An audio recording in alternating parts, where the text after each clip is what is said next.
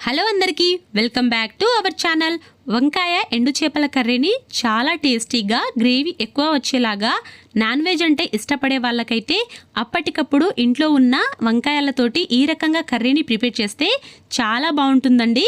ఈ కర్రీని ఎక్కువగా సమ్మర్లో ఎండు చేపలతోటి ఈ రకంగా ఈ రెసిపీని చేయండి, చాలా టేస్టీగా ఉంటుంది.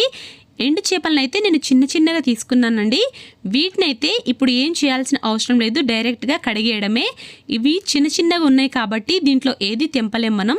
కాబట్టి దీన్నైతే 2 టైమ్స్ ఇందులో ఉన్న చిన్న రాళ్ళు అనేవి ఉంటాయండి, వీటినైతే శుభ్రంగా కడిగేసుకోవాలి. 2-3 టైమ్స్ కడిగిన తర్వాత ఒక బౌల్లోకి తీసుకున్నాను నేను. ఇలా తీసుకున్న తర్వాత గ్యాస్ మీద ఒక ప్యాన్ అయితే పెట్టేశాను. ఇప్పుడు అందులోకి సరిపడా ఆయిల్ వేసుకోవాలి. కొద్దిగా గరం మసాలాలను అయితే వేసుకోవాలండి ఫ్లేవర్ కోసం.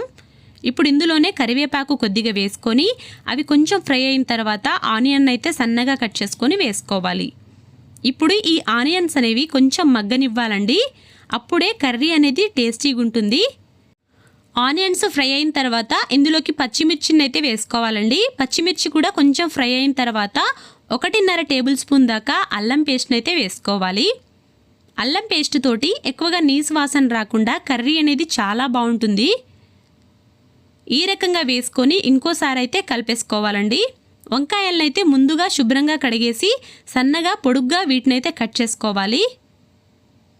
2 టైమ్స్ కడిగేసి ఈ రకంగా వాటర్లో వేసేసి కట్ చేసుకొని పెట్టుకోవాలండి, లేకుంటే కలర్ మారిపోతాయి.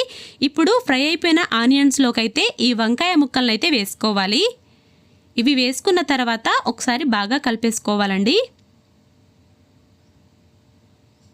తర్వాత దీన్నైతే మూత పెట్టేసి 5 మినిట్స్ దాకా మగ్గనివ్వాలి. వంకాయలు ఈ రకంగా బాగా మగ్గిపోతాయి.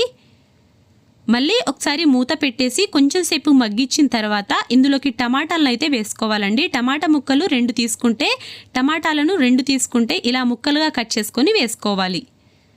ఇప్పుడు ఇది వేసుకున్న తర్వాత బాగా కలిపేసుకొని కొంచెం సేపు అయితే 2 మినిట్స్ వేగిన తర్వాత ఇందులోకి ఎండు చేపలను అయితే వేసుకోవాలండి. ఇప్పుడు ఇందులోకి కొద్దిగా ఉప్పు అయితే వేసుకోవాలి. సరిపడినంత ఉప్పు వేసుకొని మూత పెట్టేసుకోవాలండి. ముందుగా ఉప్పు వేస్తే కర్రీ అనేది టమాటాలు అనేవి మంచిగా మగ్గుతాయి. ఈ రకంగా వేసిన తర్వాత 5 మినిట్స్ మగ్గనివ్వాలి. తర్వాత ఈ రకంగా కలుపుకోవాలండి. ఇప్పుడు ఇందులోకి బాగా మగ్గిన తర్వాత పసుపు, కారం సరిపడినంత వేసుకోవాలి. ఉప్పు అయితే ముందుగానే సరిపడినంత వేసుకున్నాం కాబట్టి మళ్ళీ వేయాల్సిన అవసరం అయితే లేదండి.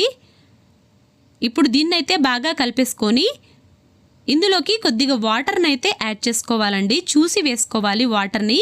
మీకు ఎంత గ్రేవీ కావాలో అంత చూసి అయితే వేసుకోవాలి.